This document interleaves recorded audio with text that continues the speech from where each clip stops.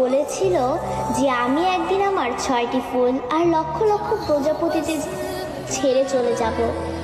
এমন একটা দিন আসবে যেদিন আর্মিদের মাঝে সকালে ঘুম থেকে উঠে আর্মিরা ফোন হাতে নিয়ে মনে পড়বে যে আজ বিটিএস দের লাস্ট কনসার্ট বা আজ তাদের ডিসব্যান্ড হওয়ার দিন।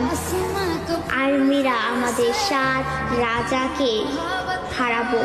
সত্যি তো, বিটিএসরা আমাদের ছেড়ে চলে যাবে।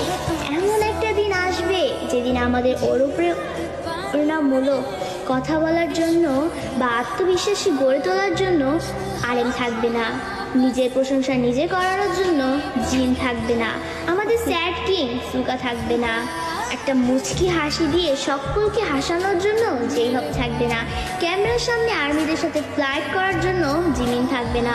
হয়তো এমন একটা দিন আসবে যেদিন আর্মিদের পাগলামো করে হাসানোর জন্য তেইয়াং থাকবে না।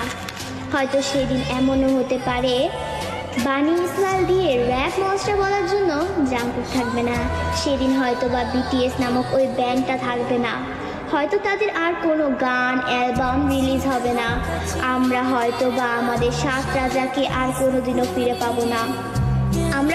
আমরা আর্মিরাই চাই না যে আমাদের প্রাণপ্রিয় বিটিএস 2027 সালে ডিসব্যান্ড হয়ে যাক, কিন্তু 2027 সালেই হোক বা 2034 সালেই হোক, একদিন না একদিন তাদের সব কিছু ছেড়ে চলে যেতে হবে।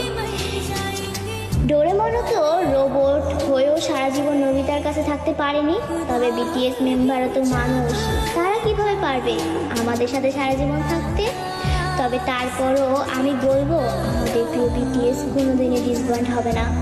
তারা আমাদের হৃদয়ের মাঝে চিরকাল থাকবে। দিন শেষে একবার আমাদের রিয়েল আর্মিদের মনে পড়বে আমাদের 7 রাজার কথা, তাদের সেই পাগলামোর কথা, তাদের সেই অনুপ্রেরণামূলক কথাগুলো, এবং এটাই হচ্ছে রিয়েলিটি।